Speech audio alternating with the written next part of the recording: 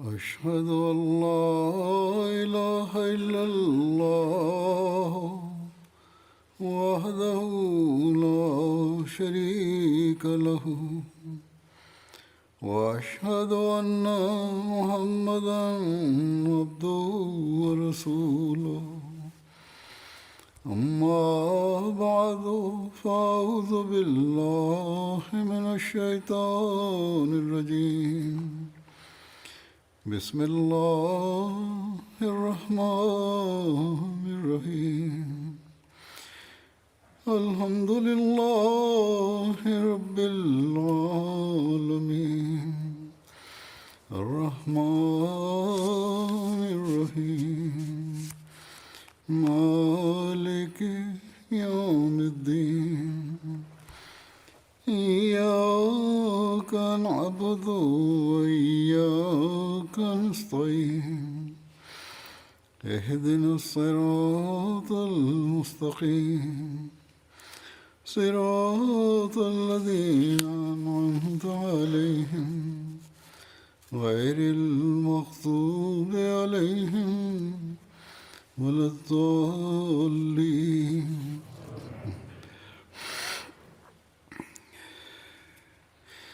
ولا تقولوا لمن يقتل في سبيل الله أموات بل أحياء ولكن لا تشعرون ولنبلونكم بشيء من الخوف والجوع ونقص من الأموال والأنفس والثمرات وبشر الصابرين الذين إذا أصابتهم مصيبة قالوا إنا لله وإنا إليه راجعون.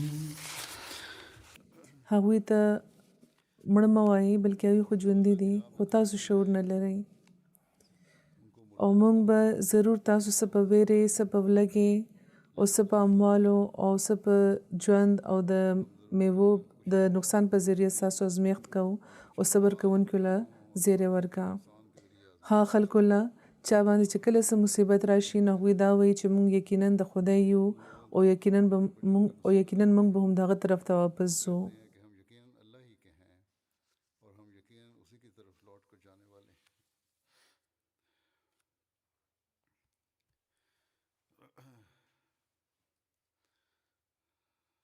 د خدای پاک په لاره کې د ژوند قربانۍ وړاندې کوونکو باره کې دا د خدای پاک وینا ده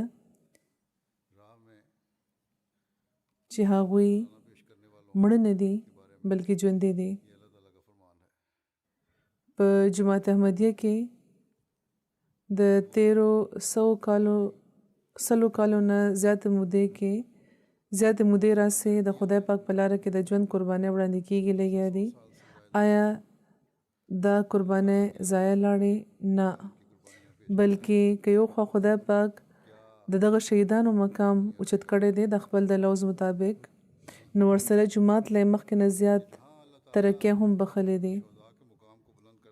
دغه شهیدانو که یو خوا په بل جهان کې هغه مقام بیا مونږ چې کوم د هغوی برخه وه او د هغوی درجات به همیشه زیاتیږي نو ورسره په دغه دنیا کې هم د تل لپاره د هغوی نامې روښانه شوې او د خدای پاک په لاره کې د دوی ژوند قربانول صرف دا نه چې د دوی ځان لپاره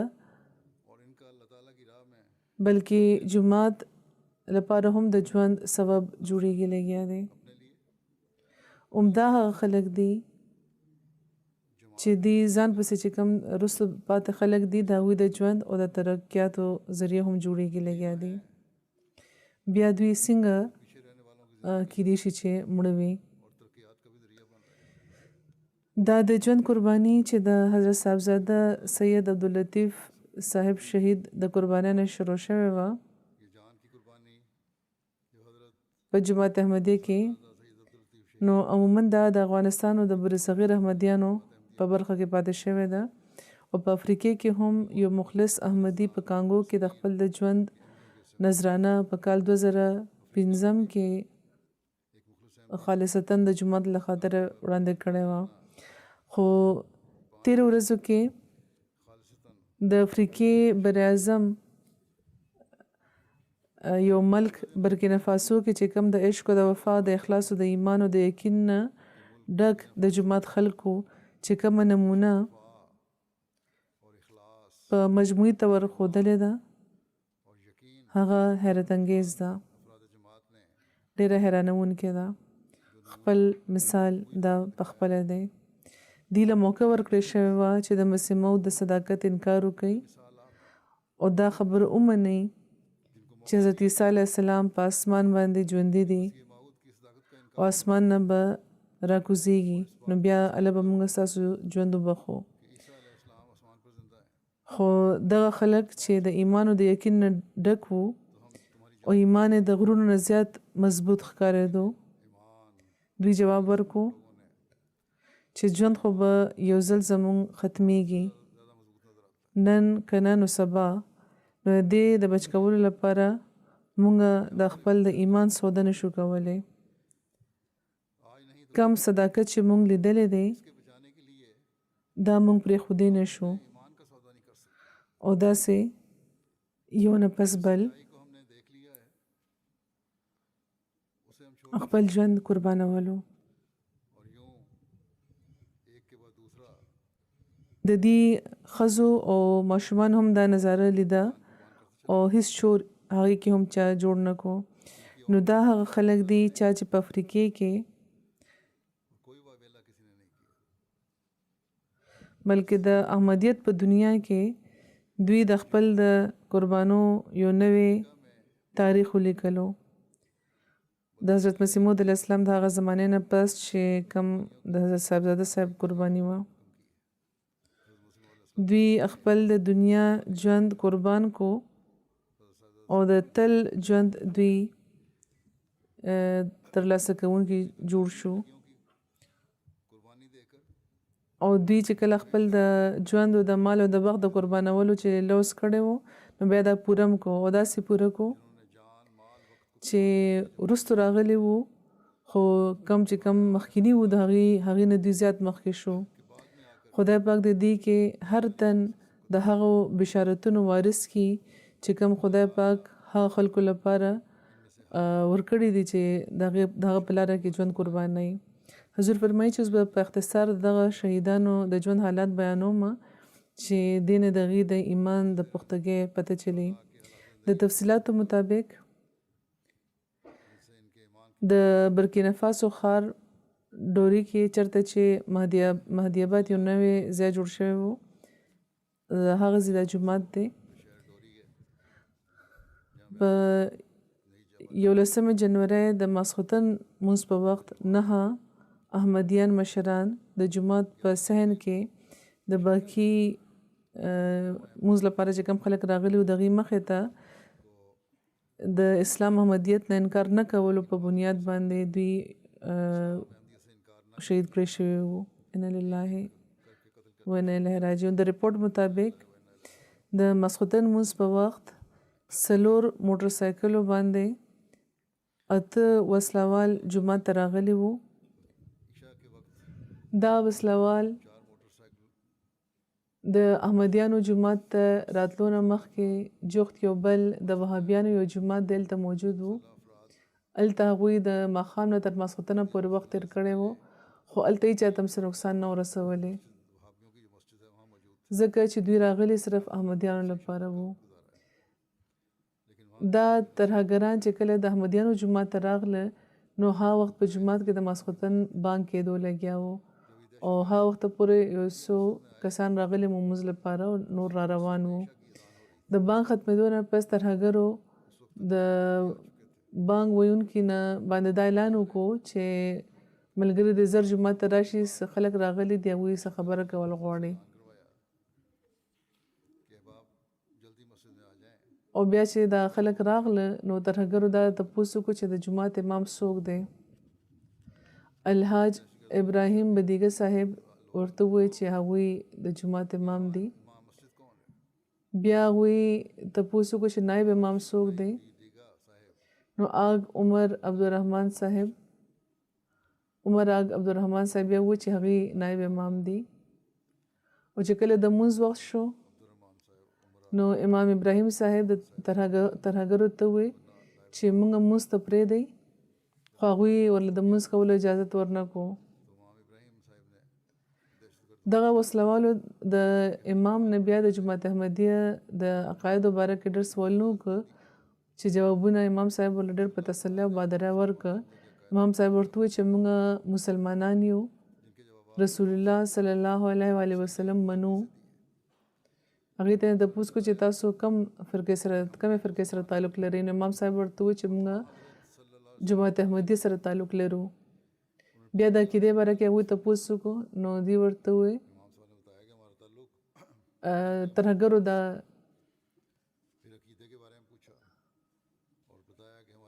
دا تپوس وکړو چې آیا ستاسو د عقیدې مطابق حضرت عیسی علیه السلام ژوندي دي یا وفات شوي دي؟ نو امام صاحب ورته وویل چې حضرت عیسی علیه السلام وفات شوي دي. بهرحال په دې دغه ترهګرو وویل چې نه، حضرت عیسی علیه السلام خو په اسمان باندې ژوندي موجود دي او هغوی به واپس راځي او دجال به وژني او د مسلمانانو مسلې به حل کوي. حضور فرمایي چې په دغه امید دا ناست دي دا خلک. بیا هغوی تپوس وکړو چې امام مهدي څوک دی؟ نو امام صاحب ورته وویل چې حضرت مرزا غلام محمد قادیاني علیه السلام امام مهدي دی او د مسیح موعود په طور راغلی دی. آخر دغه وسلوالو دا وویل چې دا خبرې واورئ چې احمدیان مسلمانان نه دي بلکې پاخه کافران دي. او دې نه پس هغه خلکو امام صاحب د جومات سره ملحق یو احمدیه صلاحي سنټر دی، هلته یې بوتله. د حضرت مسیح موعود علیه السلام او د خلفا تصویرونه لګېدلي وو. نو هغوی تصویرونه ځان سره که امام صاحب سره هغوی واپس جومات ته راغله او دغه تصویرونو په حواله هغوی د امام ابراهیم نه سوالونه وکړه. نو امام صاحب ورته د حضرت مسیح موعود علیه السلام او د خلفا نامې وښودلې او د یو تصویر تعارف یې ورته وکړو او دا وویل چې حضرت مسیح موعود علیه السلام د امام مهدي او د مسیح موعود په طور راغلی دی. نو په دې هغوی وویل چې نعوذ بالله مرزا غلام احمد دعوه د نبوت دا د دروغ وه. او بیا دغه ترهګرو په جومات کې چې کم موجود وو مونځ لپاره خلک راغلي وو، هغې کې ماشومان بیل که، زلمي هلکان یې بیل که او د مشرانو بیل ګروپس جوړ که. هغه وخت په جومات کې د ماشومانو، د زلمو هلکانو، د مشرانو او د ښځو سره 80 کسان موجود وو. د پردې نه بل طرف ته 10-12 لجنه هم هغه وخت مونځ لپاره موجود وو. نو د عمر په لحاظ ګروپونه جوړولو نه پس ترهګرو د لوی عمر چې کم خلک هغوی ته وویل چې هغوی د جومات په څنګ کې دې راشي. هغه وخت ټول 9 انصار په جومات کې موجود وو چې پکې یو پکې معذور هم و چې کله هغه معذور ملګري هم د باقي انصارو سره ودرېدو بهر روان شو. نو هغوی ورته وویل چې هغه یې کېنولو چې ته څه د کار نه یې ته کېنه.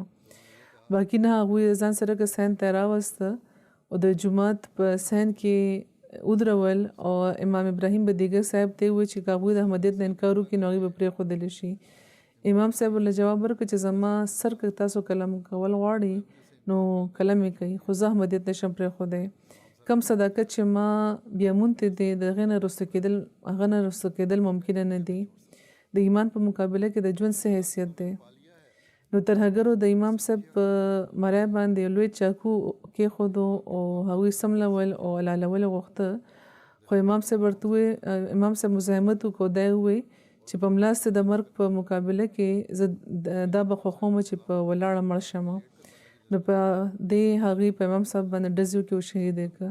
او دا ټولو نه وړومبی شهادت د امام الحاج ابراهیم بدیګه صاحب شوی و. امام صاحب په بېدردۍ چې دوی شهید که نو ترهګرو دا خیال وکړو چې باقي خلک به وویرېږي او د ایمان نه به واوړي. نو هغوی بل احمدي مشر ته وویل چې احمدیت نه انکار کوې که ستا هم تا سره هم دا ستا حشر هم داسې کړو چې کوم ستا د امام هم کړی دی. نو هغه مشر هم ورته ډېر په نره وویل، په بادرۍ وویل چې احمدیت نه انکار ممکنه نه دی. په کم لاره چې روان زموږ امام ژوند قربان کو موږ هم په هغه لاره به ځو. نو په هغوی باندې هم بیا په سر کې هغې ډزې ګولۍ وویشتې او شهید یې کړو. بیا چې کوم پاتې کسانو باقي هغې نه عمده وار په وار عمده مطالبه وکړه چې د امام مهدي انکار وکړي او احمدیت پرېږدي نو هغوی ته به هېڅ نه ویل کېږي ژوندي به پرېښودلی شي خو ټولو احمدیانو مشرانو د غرونو په شان د استقامت مظاهره وکړه او په جرأت او بهادرۍ هغوی شهادت قبول کو هغې کې یو هم لږ شان کمزوري نه وه ښودلې او نه احمدیت نه انکار کړی و یو نه پس بل شهید پرېوتو خو د هېچا ایمان هم متزلزل نه شو ټولو یو نه زیات د یقین محکم او د دلیرۍ د بهادرۍ مظاهره کړې وه او د ایمان بیرغ یې اوچت ساتلی او د خدای پاک مخې ته خپل ژوند خپل د ژوند قرباني وړاندې کړه هر شهید کم او زیات 3 ګولۍ ویشتلی شوی و په دغه 9 شهیدانو کې 2 برغ رونه هم داسې برغ رونه هم شامل و چې کله 8 کسان شهید کړی شو نو په آخر کې آغ عبدالرحمن صاحب چې عمر یې 40 کاله و هغوی پاتې شوي و د عمر په لحاظ د ټولو شهیدانو نه کشر و نو ترهګرو د هغوی نه تپوس وکړو چې ته زلمی یې احمدیت ته انکار کدی وکړو نو خپل ژوند بچ کولی شي نو هغوی ډېر په شجاعت ورله جواب ورکړو چې په کومه لاره روان زما مشرانو قرباني ورکړه چې کومه د حقه لاره ده نو زه به هم د خپل د امام او د مشرانو په نقش قدم روان یم او د ایمان له خاطر خپل ژوند قربانولو له تیار یم نو په دې هغوی هم ډېر په بې دردۍ شهید کړی شو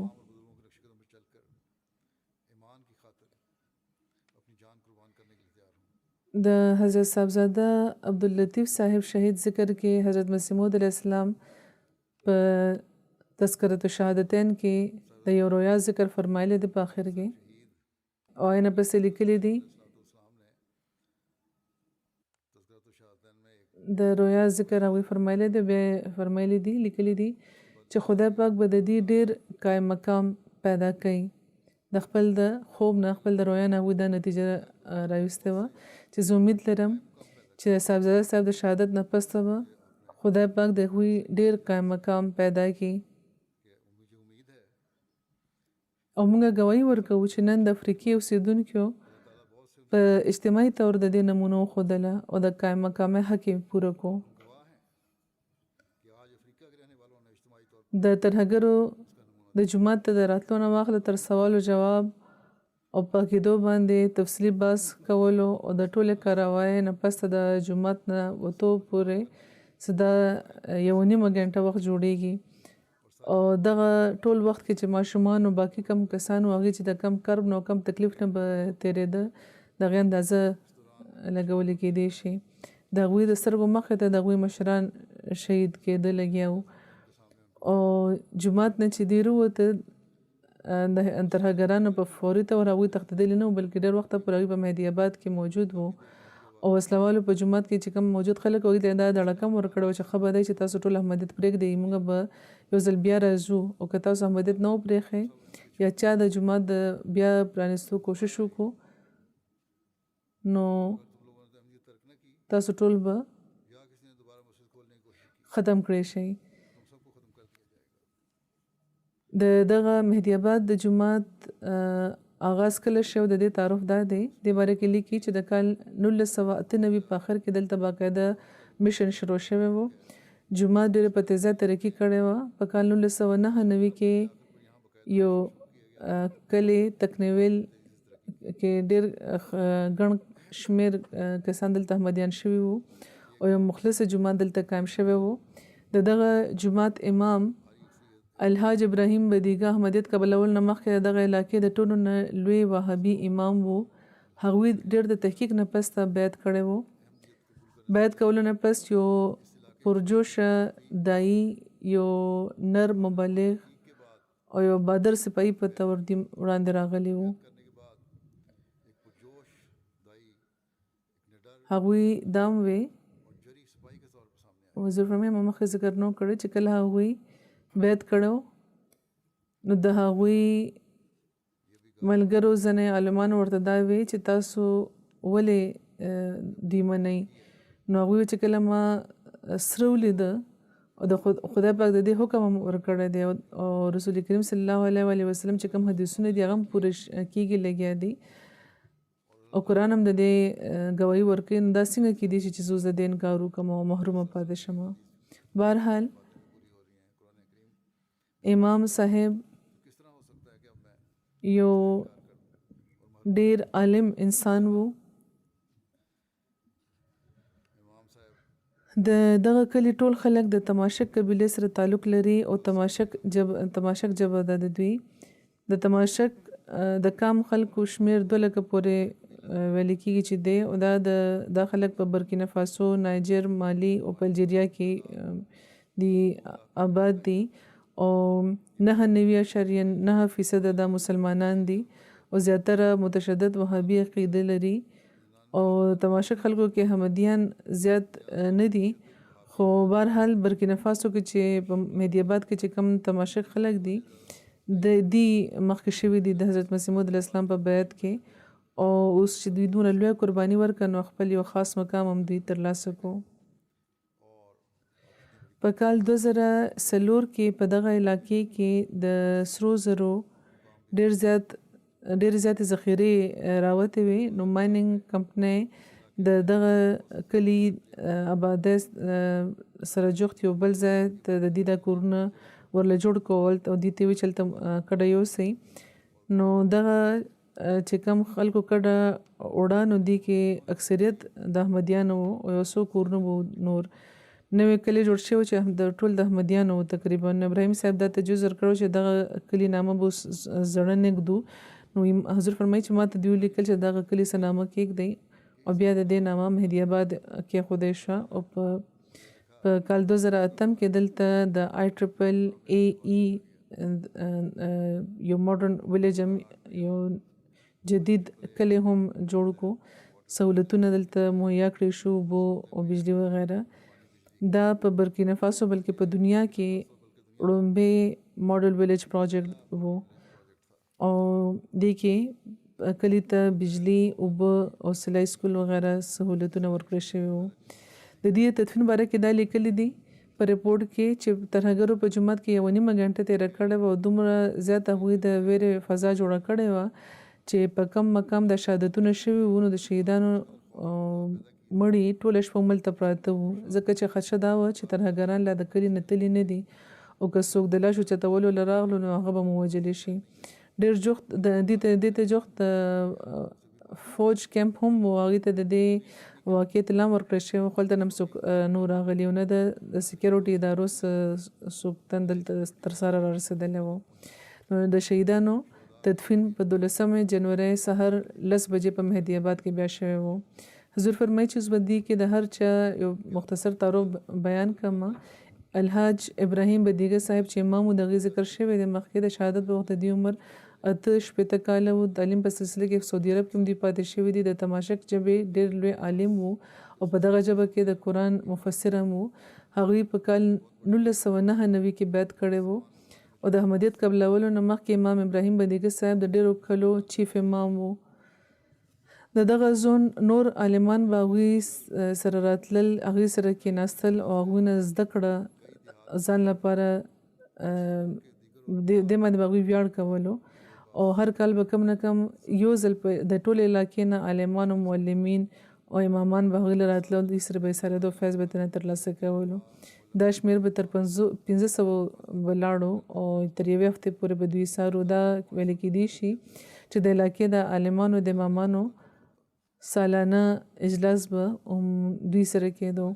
د دې شاګردان بیانوي چې په دغه ورځو کې هم امام صاحب اکثر دا وی چې لا صداقت ظاهر شوی نه دی ځکه چې د حق او د صداقت منونکي لږ وي او لکه څنګه چې سوونو په شمېر کې دا امامان مال راضي کینی او په ظاهره یو بل مسلمانان ګڼي خو چې کله صداقت ښکاره شي نو منونکي به لږ پاتې شي نو ها وخت به منونکي لږ پاتې شي او دا خلک به د مانه لاړ شي او پابسي ولاړ به شي. نیکی دی لرله تقوا لرله علم وو نو ځکه د زمانې د حالاتو مطابق دوی اندازه لګولې وه چې صداقت ظاهرېدونکی دی او دې نه پس به همیشه نه لکه چې د نبیانو د مخالفینو دستور پاتې شوی دی چې دا خلک به مخالفت کوي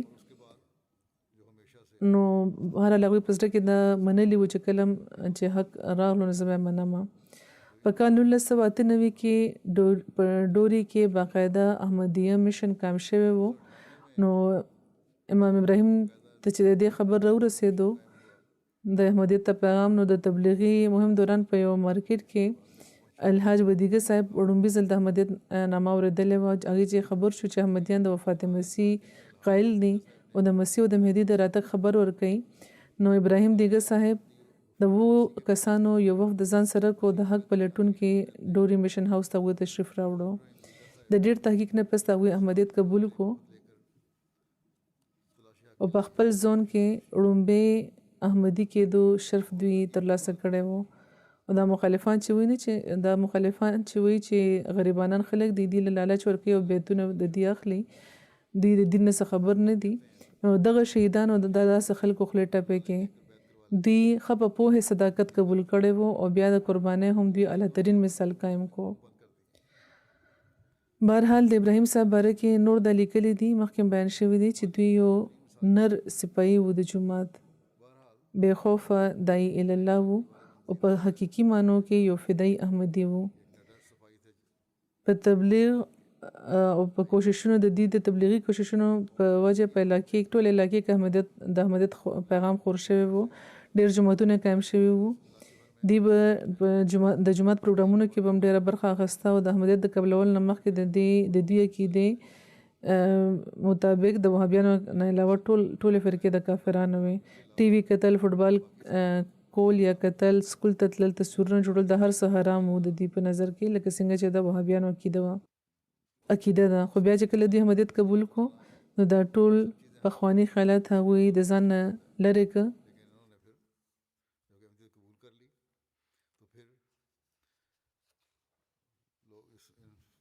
او خلک یې پوهې کړه چې حقیقت څه دی.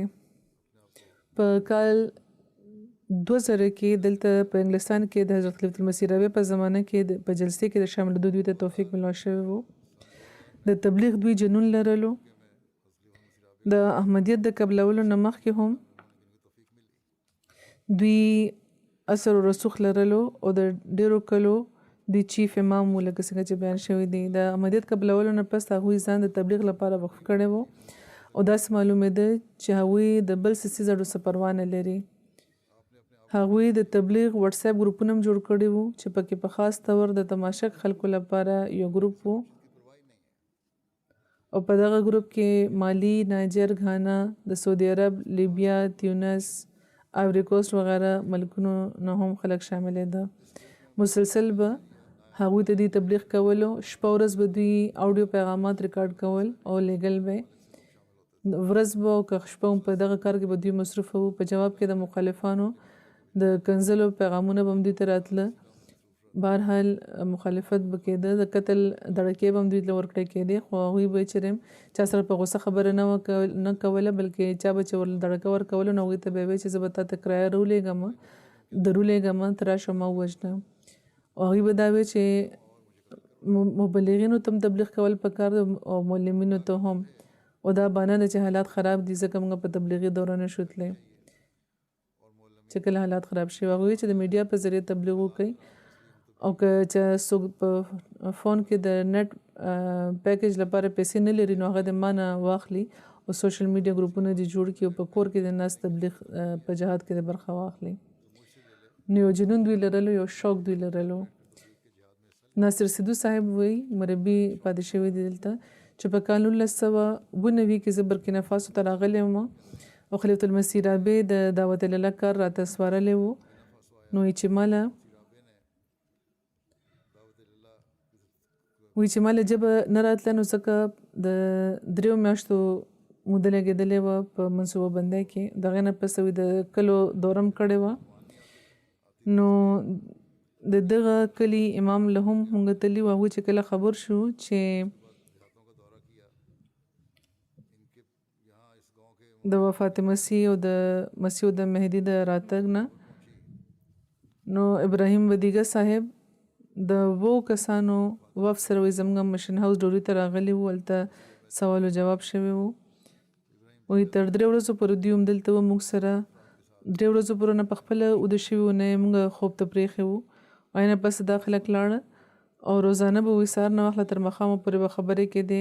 بله هفته دوی بیا راغله او خپل نوی امام ځان سره راوستی و او د تحقیق دا سلسله وي تر 3 میاشتو پورې جاري وه. نو دوی له د اکثرو سوالونو جوابونه دوی له ملاو شوي وو، خو د احمدیت کې د داخلېدو خیال لا دوی نو ښکاره کړی. دوی وی چې ما بهرحال خلیفة المسیح رابع ته د دعا لپاره خط لیکلو. یو ځل هغوی راغله امام صاحب او د بیعت فارم یې پور کو. نو چې ما هغې ته ووی چې باقي چې کم خلک راتله مسلسل هغوی چېرته دي، هغوی به کله قبلوي. نو دوی وی چې هغوی ټول به قبلوي، خو ما دا غوښته چې زه ټوله کې مخکې په احمدیت کې داخل شم، نو ځکه زه مخکې راغلی یم. خلافت سره دوی بې انتها د وفا تعلق و.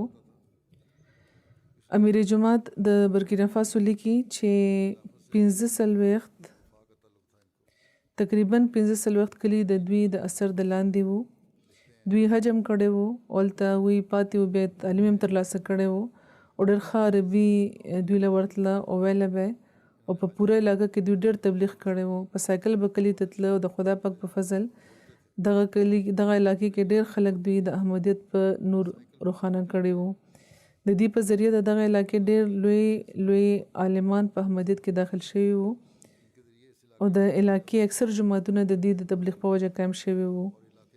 او همیشه به دوی چې کله به هم لندن ته راتله نو دا به تپوس کولو چې د وخت د خلیفه سهل دی او ډېر د مینې اظهار به دوی کولو. وایي چې دغه مینې یو مثال همدا دی چې په MTA باندې حضور فرمایي چې زما کم ماشومانو سره کلاس کېږي نو اردو ژبې نه دوی بیخي ناواقفه دي، خو دې نه باوجود ډېر په شوق به هغوی دا پروګرام کتو، داسې لکه چې پوهېږي پې لګیا دي.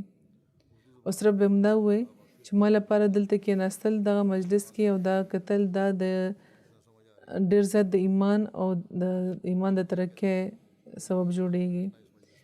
ډېر مهمان نواز او خاموش طبع وو، خو چې کله به د جماعت له خاطره به خبرې کول ته مجبوره شو نو ډېر په جذباتي انداز کې بیا دوی خبرې کولې. یو مکمل مبلغ وو. غیر احمدیانو سره په انفرادي او په اجتماعي طور دوی ډېرې مناظرې کړې وې او سوال جواب هغوی کړی وو. بیا د هغه یو بل مربي دی محب الله صاحب، هغوی دا وایي چې دغه مشران ما په ذاتي طور پیژنده ځکه چې اکثر به زه هلته تلم راتلم. خلافت سره ډېره زیاته مینه کوونکي، مهمان نوازه او وفاداره خلک وو. او کله چې دا ټول زلمي هلکان به ټوله ورځ په کار مصروفه وو نو دا مشران به د جومات نه بهر جومات مخې ته چې کم یو د سوري ځای جوړ و هلته به ناست وو او MTA به کته. وایي چې کله چې د دوی شهادت وشو نو د هغې نه فوراً پسې د یو هلک فون باندې راغلو چې داسې زموږ مشران شهید کړی شو او داسې دوی ته ویلې شوي چې که تاسو د احمدیت نه واوړېدئ نو موږ به تاسو پرېږدو، خو هغوی شهادت له ترجیح ورکړه. نو هغه هلک دا وی چې که دغه خلک موږ هم شهیدان کړي نو بیا به هم موږ چېرته د احمدیت نه وروسته نه شو. دغه هلک وی چې دا صرف 9 انصار وو، که دا ټول موږ ټول خادمان او لجنه موږ ټول شهیدان کړی شوي بیا به موږ احمدیت نه هم پرېښودو انشاءالله.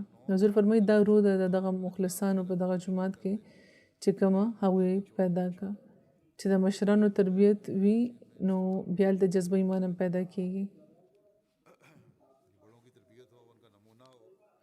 لوکل مبلغ دی مایګه تیجان صاحب، هغوی وی چې امام ابراهیم صاحب ته د قتل دړکې ورکړی کېدی. د شهادت نه یو څو ورځې مخکې هغوی ما ته دا ذکر کړی و چې ما له د قتل دړکې راکړې کېږي لګیا دي او دا خلک به ما ووژني.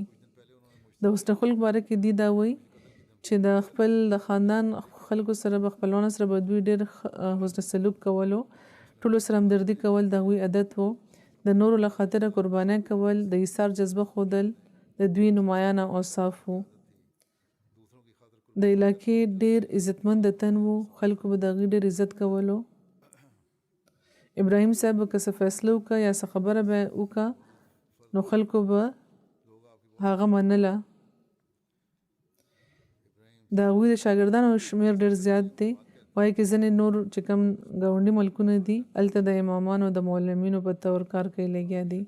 برکینا فاسو کې هم د معلمو د لوکل مشنري په تور باندې کار کوي لګیا دي ډېر.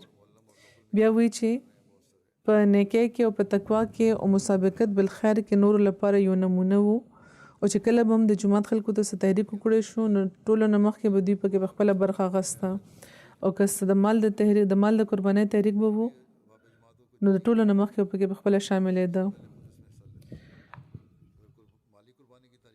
کله هم د جومات کارونو کې او جلسو کې او اجتماعاتو کې او نورو کارونو کې چېرته شاته نه دي پاتې شوي.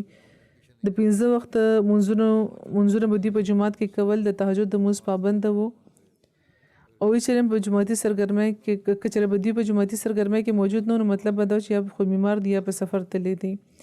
د جومات کارونو کې شرکت لپاره چې دوی د اخراجاتو پروا نه وه کړې د دوی 2 ودونه شوي وو چې د خدای پاک ورله 11 بچي ورکړي وو. خالد محمود صاحب لیکي مربي دي چې د اخلاص او د وفا نه ډک د خلک وو د خلافت نه زاریدونکي او فدایان احمدیان وو. وایي چې کله په 2008 کې حضور فرمایي زما چې دوره شوې وه د خلافت جوبلی کال وو نو د غانا په دوره چې تللی وم په جلسې نو د مالی او د برکینا فاسو نه هم په زرګاو خلک هلته راغلي وو ملاوېدوله. نو په دغه موقع د غانا جومات د ضیافت او د رهایش انتظامات هم ډېر ښه کړي وو خو دې نه باوجود دا یو څو ملګري چې د ډورې نه راغلي وو دا خلک چې شامل شوي وو نو دوی له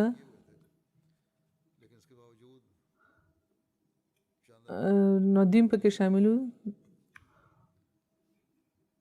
او روټۍ ملاوېدو کې دوی ته ناوخته شوی وو ډېر وخت پسته د بازار نه راوخته شوی روټۍ ورکړی شوی وه.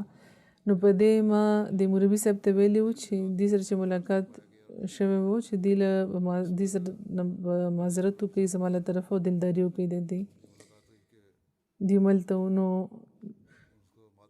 دغه خلکو یو ځای دا ویلو چې د وخت خلیفه چې موږ سره د وخت خلیفه لیدوله موږ دلته راغلي هغه سره ملاوېدوله راغلي نو چې کله ما هغه ولیدو ورسره ملاو شو نو زموږ ټوله ستوماني او زموږ لږه ختمه شوه هېڅ شکایت دوی نه و کړی.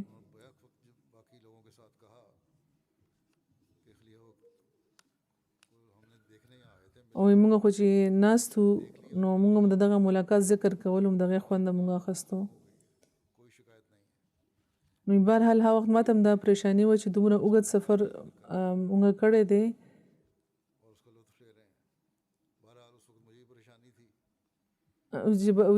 بهرحال هغه وخت ماته هم پریشاني وه چې دومره اوږد سفر دوی کړی دی او ډېر په هغه وخت په سایکلو راغلی او دغه انتظام نه و شوی نو د فوري انتظام کوشش وکړی شو خو بل خو د دې اخلاص او وفا داسې و چې حیران شوم پې او حضور فرمایي چې هغه وخت چې ما ته دا پیغام ملاو شو نو زه حیران وم چې دا وخت هم دوی څومره د مضبوط ایمان خلک دي. الحاج محمود ډیکو صاحب دی معلم هغوی وایي چې شریف الدین صاحب چې کله د بنین په دوره راغلی وو نو امام صاحب برکینا فاسو نه په بس باندې د 1000 کیلومتر سفر کړی وو او سهار 3 بجې د شپې سفر هغوی کړی وو او سهار 3 بجې هلته رسېدلی وو تر 3 غنټو د دوی ښه ستړی کوونکی د دوی سفر وو هلته سړکونه هم ډېر ښه نه دي خو هغه ډېر حشاش و بشاش و بیا مخکې هم اوږد سفر کولو هغه هم دوی کړی و د ټولو سره ټولو پروګرامونو کې شامل شوي وو نو یو جوش و یو د جوماتي خدمت دی کې جوماتونه چې دوی وکته بنین کې نو ډېر خوشحاله شوي وو دا یې چې ګوري دا هم د حضرت مسیح موعود علیه السلام د صداقت یو دلیل دی. همدغه شان غیر احمدیانو سره به چې کوم بحثونه کېده نو هغې کې به دوی په عربۍ کې ډېر فصیح او بلیغ تقریرونه کول. شریف الدین صاحب سره هم د مولایانو یو باس کې روان وو نو هغه وخت هغوی څه غلطې خبرې کړې وې نو دوی غوسه شو او پاسه د جواب ورکول غوښته او چې کله دوی خاموشه کړی شو نو فوراً کېناسته نو بیا غیر احمدیان وو چې ښه که تاسو ګڼئ چې موږ مسلمانان یو نو راشئ موږ پسې لمونځ وکئ نو دوی هغه وخت ودرېدلي وو دا یې ویلي چې څوک چې موږ ته کافران وي او زموږ او د وخت امام نه کوي زموږ او د وخت امام نه قبلې نو دا څنګه ممکن دی چې موږ ورپسې مونځ وکړو یا خو تاسو دا ومنئ چې حضرت مسیح موعود علیه السلام د وخت امام دی نو موږ به مونځ وکړو تاسو پسې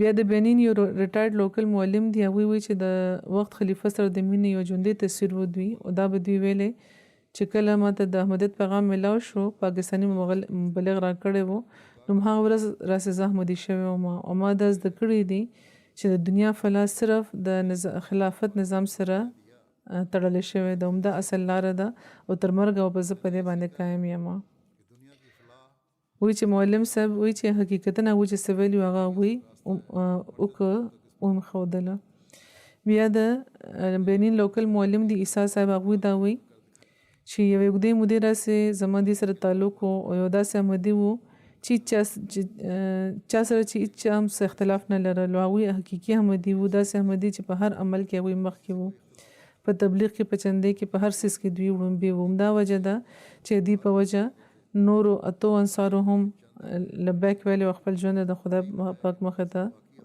وړاندې کړ د جامع پرنسپل د بورکینا فاسو هغوی لیکي چې یو تن یو خوب لیدلو او په دې حضرت خلیفة المسیح رابع هغوی ته دا لیکلي وو چې امیر جماعت ته چې دا ښه خوب دی او مطلب یې دا دی چې د ملک خاوره د حق قبلولو لپاره زرخیزه ده او زما د دورې نه پسته به انشاءالله د صداقت د قبلولو نور باندې به دا وپړه کېږي نو خدای دې وکړي چې همداسې دې وشي حضور فرمایي چې زما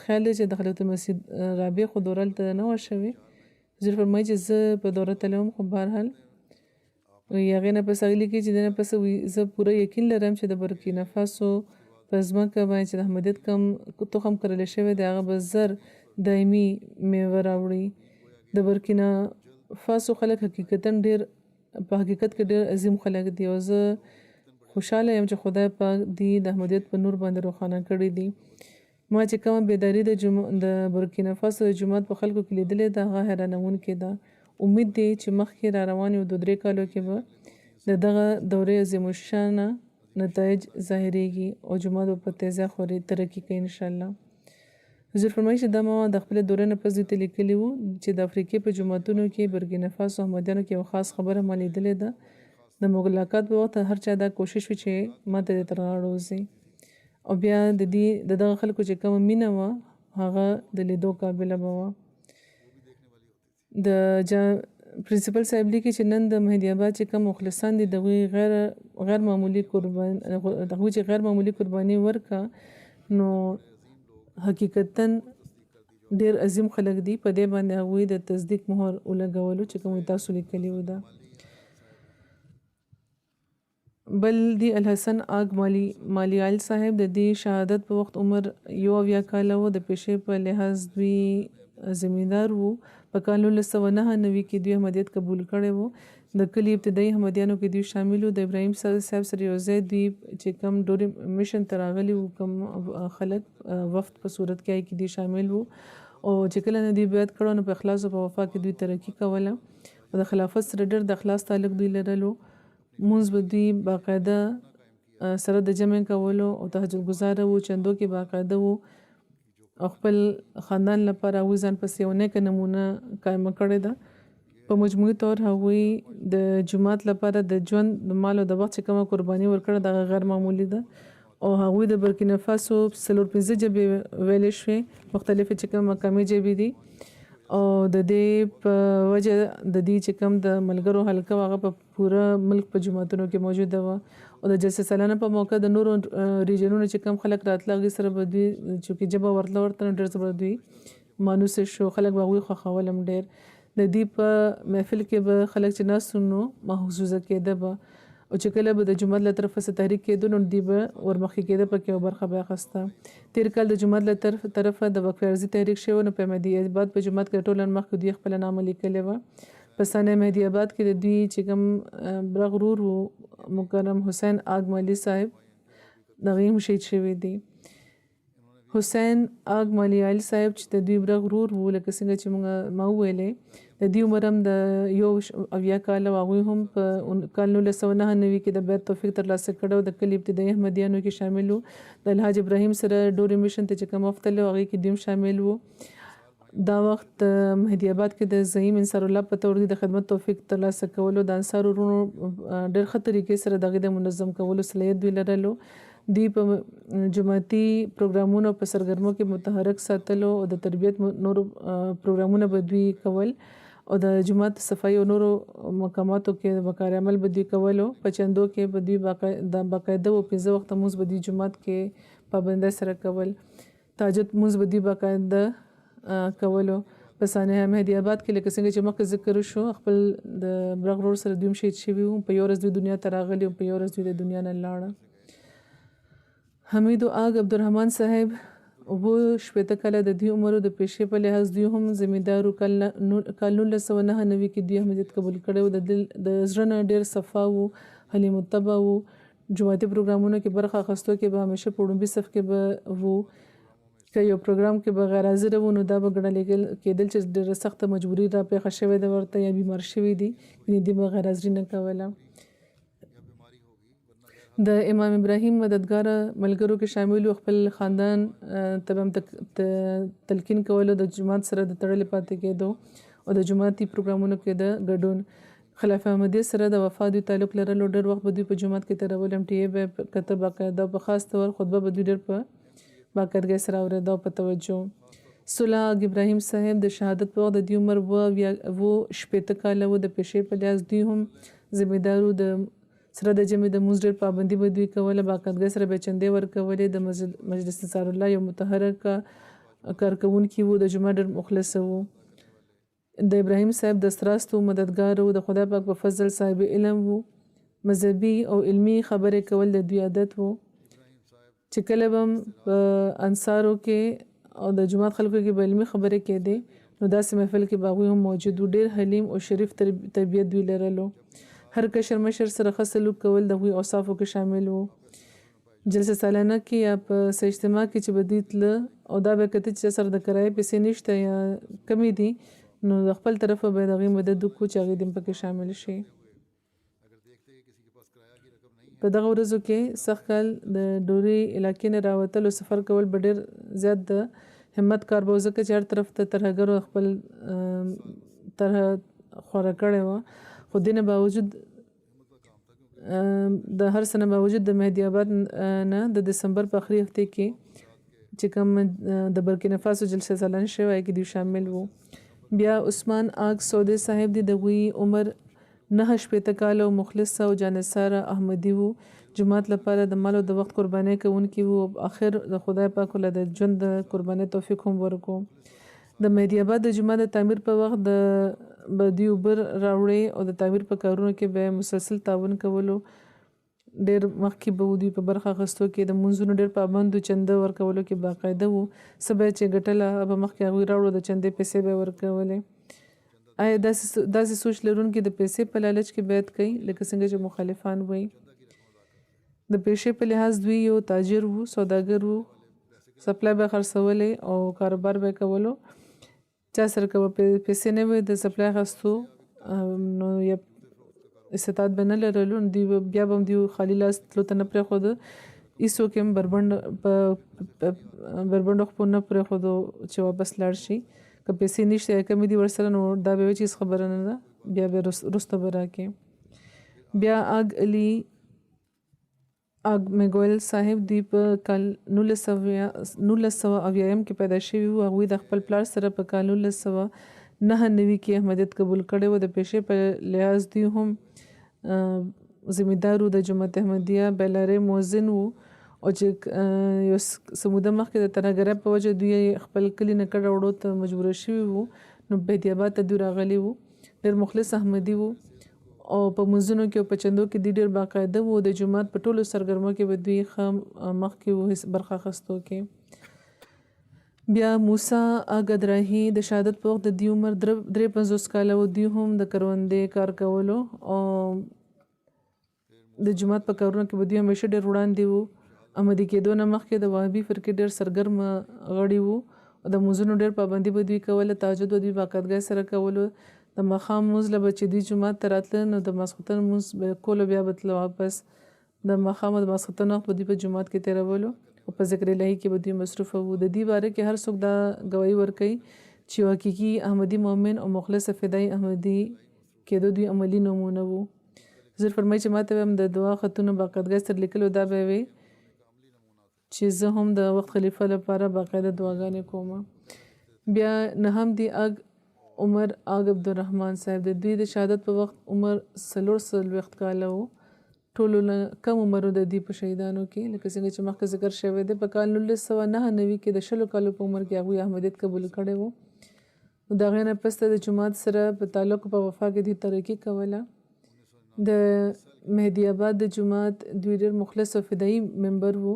د امام ابراهیم صاحب دستراز وو. د مهدي آباد نائب امام الصلاة هم وو چې کله ترهګران په جومات کې داخل شوي وو نو هغوی د امام ابراهیم صاحب د پوښتنې نه پس هغوی دا تپوس کړو چې نائب امام څوک دی. دوی بغیر د څه ویرې ورمخکې شوي دا وایي چې زه یم. هغوی به همیشه په جومات کې چې کم راځي وړومبي خلک هغې کې به دوی شامل وو. ډېر په خشوع و خضوع به دوی لمونځ کولو. د تهجد لمونځ د پابندي به دوی کوله. په جومات ته به خپل ماشومان هم راوسته او د دوی د تربیت به ډېر خیال ساتلو. ما ته حضور فرمایي چې ما ته خط لیکلو کې هم دوی ډېره باقاعدګي کوله. د سایکل چلولو دوی ډېر ماهر وو او پوره علاقه کې به دوی سفر کولو اوږد 4 ځله د ډوري نه تر 215 کیلومتره فاصله دوی کړې وه او واګډاګو ته راغلي وو د خدا محمدي اجتماع ته. په کال 2008 کې چې د خلافت جوبلي جلسه وه په برکینا فاسو نه تر غانا پورې په سایکلو چې کم خلک راغلو قافله کې دوی پکې شامل وو. حضور فرمایي چې د هرې نامې سره چې د آګ لفظ استعمال شوی دی د هغې په رپورټونو کې نو مطلب هم زه دا پوه شوی یم چې د دې مطلب د ابن شي نه فلانې د فلانې زوی.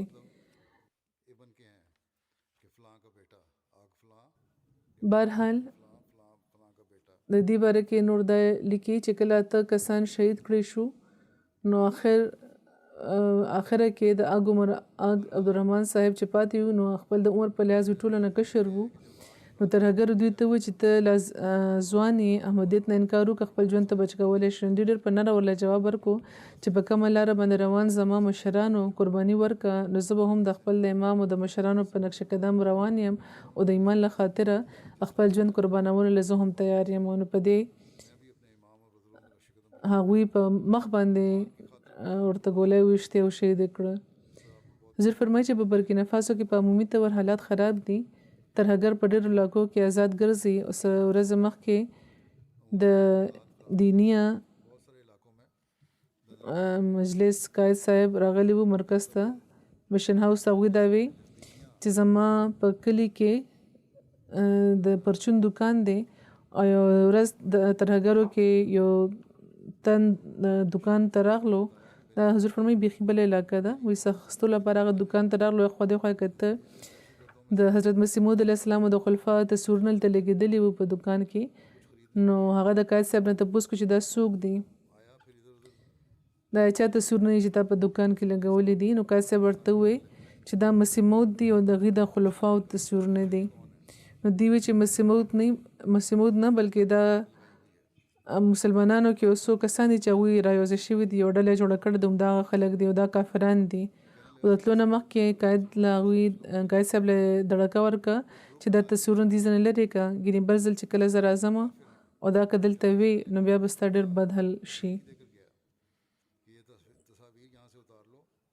نو بهرحال قاید صاحب هغه تصویرونه ملته لګېدلي پرېښي وو. څه ورځو پس هغه یو ځل بیا راغلو څه اخیستو لپاره هغه وکته چې تصویرونه هلته لګېدلي دي. نو هغه وکته او لاړه. نو قاید صاحب چې موږ ته دا واقعه تېره کړه او ورسره نور تصویرونه هم دي. نو ورسره نور تصویرونه هم واخیستو. د وېرېدو نه په ځای هغوی دا ووایي چې نورو ځایونو کې به زه به دا تصویرونه اوس لګوم. نو دا ټوله علاقه یوې اوږدې مودې راسې د ترهګرو په کنټرول کې ده او د حکومت هېڅ کنټرول دلته نشته. او د دغه علاقې سرحد چې مالي سره ملاویږي یا بل طرف ته ډوري علاقه په نایجر سره ملاویږي نو دا ټوله علاقه چې کومه ده نو دا تقریبا دغه شان د ترهګرو په قبضه کې ده. بهرحال حضور فرمایي دا د احمدیت ځلند ستوري دي، ځان پسې دوی نمونه پرېښې ده ولاړه. خدای پاک د دې اولاد له د دې نسلونو هم د اخلاص او د وفا کې د زیات کی. دشمن دا ګڼي چې د دې شهادتونو به دغه علاقې نه د احمدیت ختم کی، خو انشاءالله مخکې نه زیات به دلته احمدیت وده کوي، خورېږي به. هلته انتظامیې ته امیر صاحب ته په حکمت عملي د تبلیغ پروګرامونه جوړول پکار دي، بلکې دغه خلکو تسلیم کول پکار ده. خدای پاک د دې له صبر او حوصله ورکړي، د دې له واقعینو له او د دې مشرانو چې د کم مقصد لپاره خپل د ژوند قرباني وړاندې کا، نو د دې په اهمیت باندې د پوهېدو د دوی له توفیق ورکړي. بهرحال په حکمت او په منصوبه بندۍ به اوس هلته کار کول پکار وي موږ ته، او دې باره کې ما مخکې ویلي دي.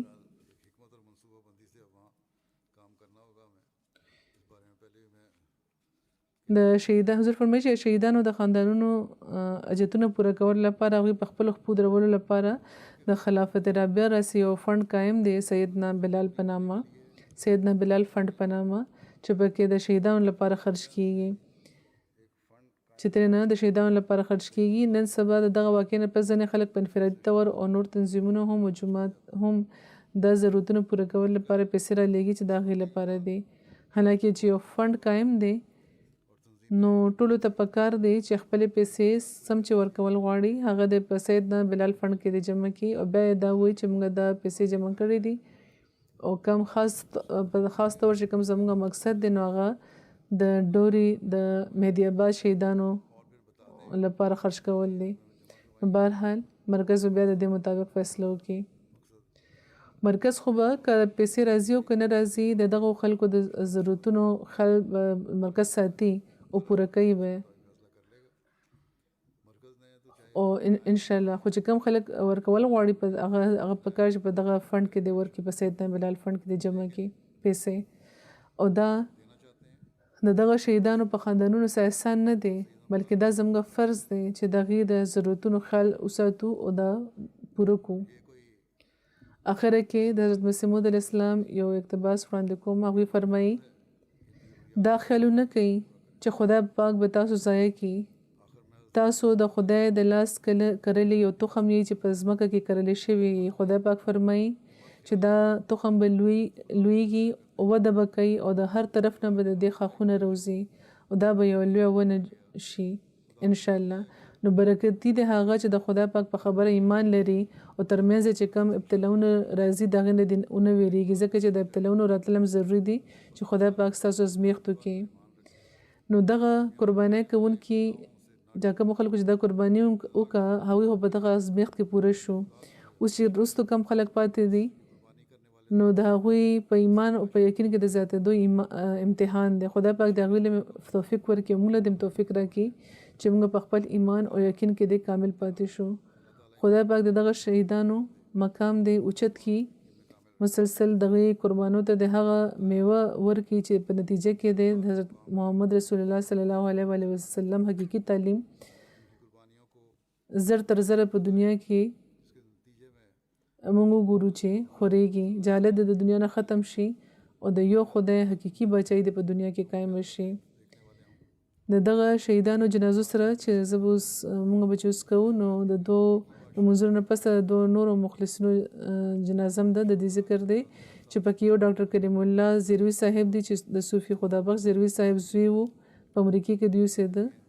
په 4 جنوري دوی وفات شوي دي د 83 کالو په عمر کې. انا لله و انا الیه راجعون. د خدای پاک په فضل موسی و.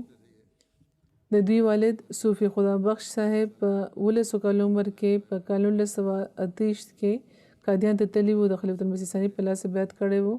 کریم الله زیروي صاحب د حضرت ملک سیف الرحمن صاحب زوم هم و. ډېر علمي انسان و، ډېر بعض ځینې کتابونه هم هغوی لیکلي دي. د جومات د خدمت هم هغوی ته ډېر توفیق میلاو شوی دی. خدای پاک دې ورسره د مغفرت او د رحم سلوک وفرمایي. بله جنازه ده د زیروي صاحب د اهلیې امت اللطیف زیروي صاحبه چې د کریم الله زیروي صاحب اهلیه وه، امریکې کې د اوسېده او د ملک سیف الرحمن صاحب لور وه.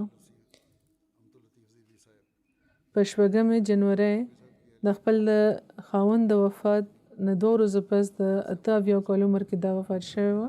ان لله و انا الیه راجعون. خدای بخلي موسیه وه او لکه څنګه چې ما وویل د ملک سیف الرحمن صاحب لور وه. د دوی د والدې نامه رشید شوکت وه چې د مصباح رسالې مدیره وه پاتې شوې ده او د دې پیدایش د قادیان و. ډېر علمي ذوق دوی لرلو، تعلیم یافته وه، MSc یې کړی و. د جومات د خدمت دوی ته توفیق ملاو شوی دی. خدای پاک د دې سره د مغفرت او د رحم سلوک وفرمایي. د دې ورور ملک مجیب الرحمن صاحب د خپل خور او د خور خاوند باره کې لیکي چې ډېر مینه ناک و. دوی دواړه ډېر مشقتونه دوی زغملي وو، خو د هیچا یو څیز باره کې هم دوی چېرته ګیله نه وه کړې او هیچا سره هم د هیچا باره کې څه منفي گفتګو باندې ما دوی نه ولیدلي. دواړه د علم ژور دریاب وو او د ژوند آخري لمحاتو پورې د هر چا سره مینه کوونکي او هر چا ضرورتونو خیال ساتونکي او ډېره زیاته مینه کوونکي وو. دوی ماشاءالله ډېر ښه ژوند، بهترینه ژوند دوی تېر کړی دی په خپل معاشره کې، په ماحول کې، په نورو باندې ډېر مثبت اثر په دوی غورځول او ډېر ښه اثر رسوخ لرونکي دوی انسان. خدای پاک د دې سره د مغفرت او د رحم سلوک وفرمایي.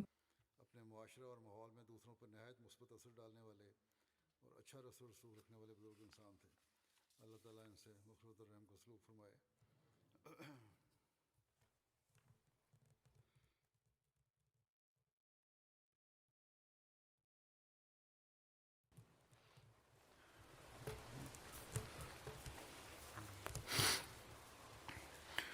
الحمد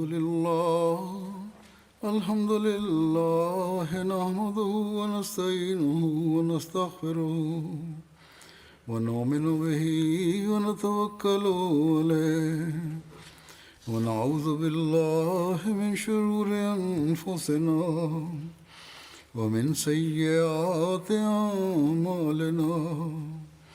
من يهده الله فلا مضل له ومن يضلل فلا هادي له ونشهد أن لا إله إلا الله ونشهد أن محمدا عبده ورسوله.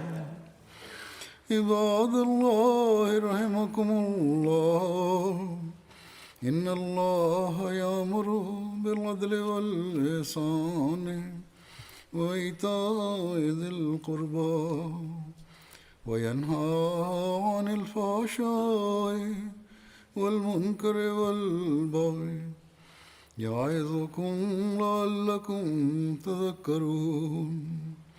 اذكروا الله يذكركم وادعوه يستجب لكم ولذكر الله أكبر.